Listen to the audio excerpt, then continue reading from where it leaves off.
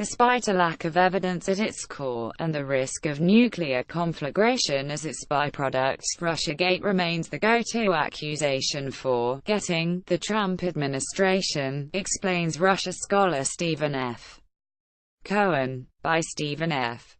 Cohen, the foundational accusation of Russiagate was, and remains, charges that Russian President Putin ordered the hacking of Democratic National Committee emails and their public dissemination through WikiLeaks in order to benefit Donald Trump and undermine Hillary Clinton in the 2016 presidential election, and that Trump and/or his associates colluded with the Kremlin in this attack on American democracy. Tomb of the Unknown Soldier Outside the Kremlin Wall, Dec. 6, 2016. Photo by Robert Parry. As no actual evidence for these allegations has been produced after nearly a year and a half of media and government investigations, we are left with Russiagate without Russia. An apt formulation, perhaps first coined in an email exchange by Nation writer James Carden. Special counsel Mueller has produced 4 indictments against retired Gen. Michael Flynn, Trump's short-lived national security advisor, and George Papadopoulos, a lowly and inconsequential Trump advisor, for lying to the FBI, and against Paul Manafort and his partner Rick Gates for financial improprieties. None of these charges has anything to do with improper collusion with Russia, except for the wrongful insinuations against Flynn. Instead, the several investigations, desperate to find actual evidence of collusion, have spread to contacts with Russia, political, financial, social, etc., on the part of a growing number of people, often going back many years before anyone imagined Trump as a presidential candidate. The resulting implication is that these contacts were criminal or potentially so. This is unprecedented, preposterous, and dangerous, potentially more so than even Joe McCarthy's search for communist connections. It would suggest, for example, that scores of American corporations doing business in Russia today are engaged in criminal enterprise. More to the point, advisors to U.S. policymakers and even media commentators on Russia must have many and various contacts with Russia if they're to understand anything about the dynamics of Kremlin policy-making. I myself, to take an individual example, was an advisor to 2 unsuccessful presidential campaigns, which considered my wide-ranging and long-standing contacts with Russia to be an important credential, as did the one sitting president whom I advised. To suggest that such contacts are in any way criminal is to slur hundreds of reputations and to leave U.S. policymakers with advisors laden with ideology and no actual expertise. It is also to suggest that any quest for better relations with Russia, or détente, is somehow suspicious, illegitimate, or impossible, as expressed recently by Andrew Weiss in The Wall Street Journal and by The Washington Post, in an editorial. This is one reason why I have, in a previous commentary, argued that Russiagate and its promoters have become the gravest threat to American national security. Russiagate began sometime prior to June 2016, not after the presidential election in November, as is often said, as an anti-Trump political project.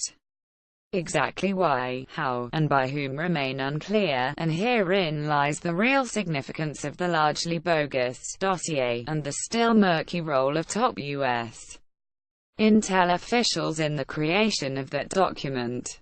That said, the mainstream American media have been largely responsible for inflating, perpetuating, and sustaining the sham Russiagate as the real political crisis it has become, arguably the greatest in modern American presidential and thus institutional political history. The media have done this by increasingly betraying their own professed standards of verified news reporting and balanced coverage, even resorting to tacit forms of censorship by systematically excluding dissenting reporting and opinions. For inventories of recent examples, see Glenn Greenwald at The Intercept and Joan Laurier at Consortium News. Anyone interested in exposures of such truly fake news should visit these two sites regularly, the latter the product of the inestimable veteran journalist Robert Parry. Still worse, this mainstream malpractice has spread to some alternative media publications once prized for their journalistic standards, where expressed disdain for evidence and proof in favor of allegations without any actual facts can sometimes be found.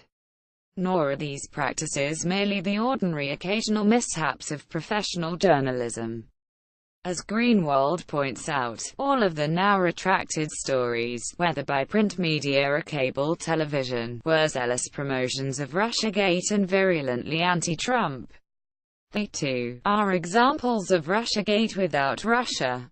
Flynn and the FBI, leaving aside possible financial improprieties on the part of General Flynn, his persecution and subsequent prosecution is highly indicative. Flynn pled guilty to having lied to the FBI about his communications with the Russian ambassador, Sergei Kislyak, on behalf of the incoming Trump administration, discussions that unavoidably included some references, however vague, to sanctions imposed on Russia by President Obama in December 2016, just before leaving office. Retired U.S. Army Lieutenant General Michael Flynn at a campaign rally for Donald Trump at the Phoenix Convention Center in Phoenix, Arizona. October 29, 2016. Flickergate Skidmore. Those sanctions were highly unusual, last-minute, unprecedented in their seizure of Russian property in the United States, and including a reckless veiled threat of unspecified cyber attacks on Russia. They gave the impression that Obama wanted to make even more difficult Trump's professed goal of improving relations with Moscow. Still more, Obama's specified reason was not Russian behavior in Ukraine, Syria, as is commonly thought, but Russiagate, that is, Putin's attack on American democracy, which Obama's intel chiefs had evidently persuaded him was an entirely authentic allegation. Or which Obama, who regarded Trump's victory over his designated successor, Hillary Clinton, as a personal rebuff, was eager to believe. But Flynn's discussions with the Russian ambassador, as well as other Trump representatives' efforts to open, back-channel communications with Moscow, were anything but a crime.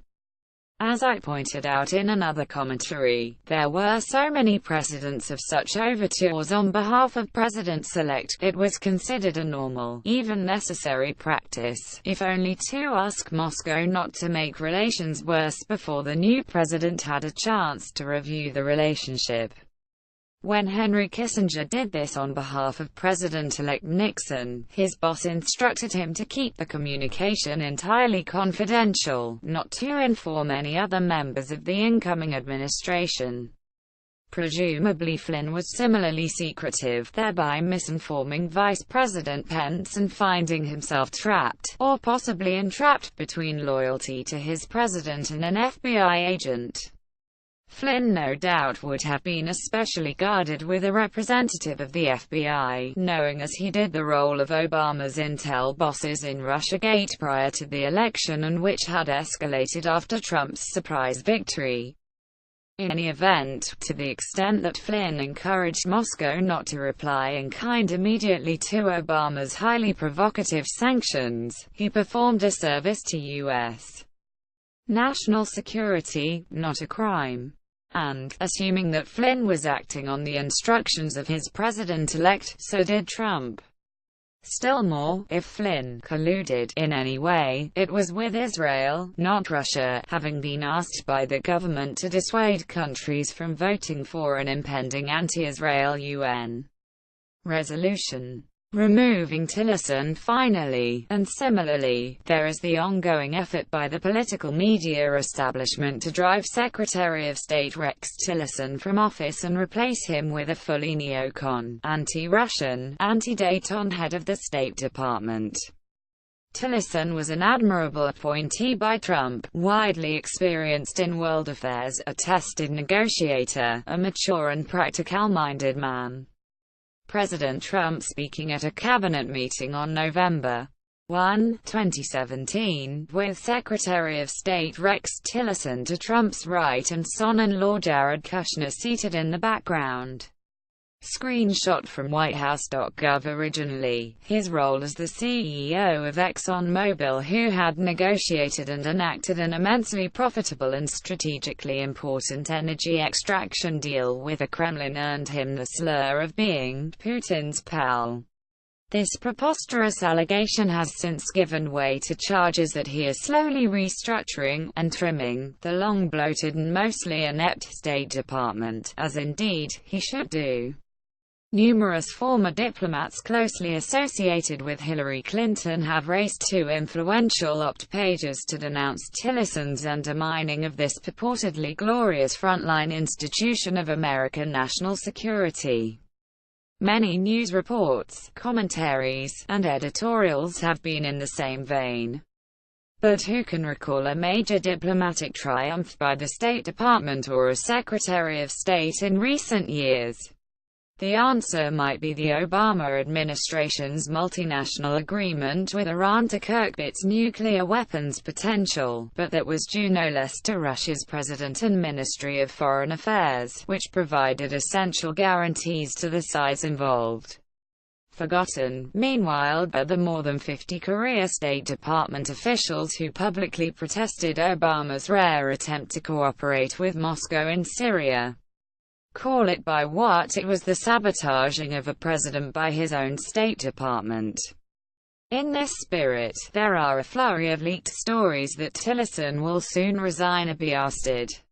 Meanwhile, however, he carries on.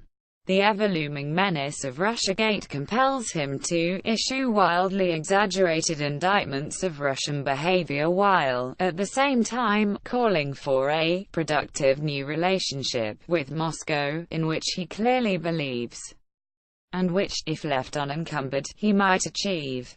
Evidently, Tillerson has established a productive working relationship with his Russian counterpart, Sergei Lavrov, the two of them having just announced North Korea's readiness to engage in negotiations with the United States and other governments involved in the current crisis.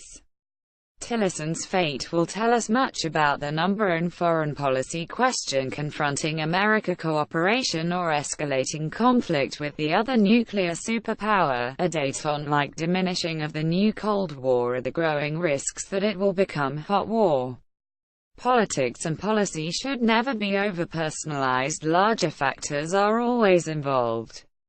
But in these unprecedented times, Tillerson may be the last man standing who represents the possibility of some kind of détente. Apart, that is, from President Trump himself, loathe him or not. Or to put the issue differently, will Russiagate continue to gravely endanger American national security? Stephen F. Cohen is a professor emeritus of Russian Studies and Politics at New York University and Princeton University and a contributing editor of The Nation, where a version of this article first appeared.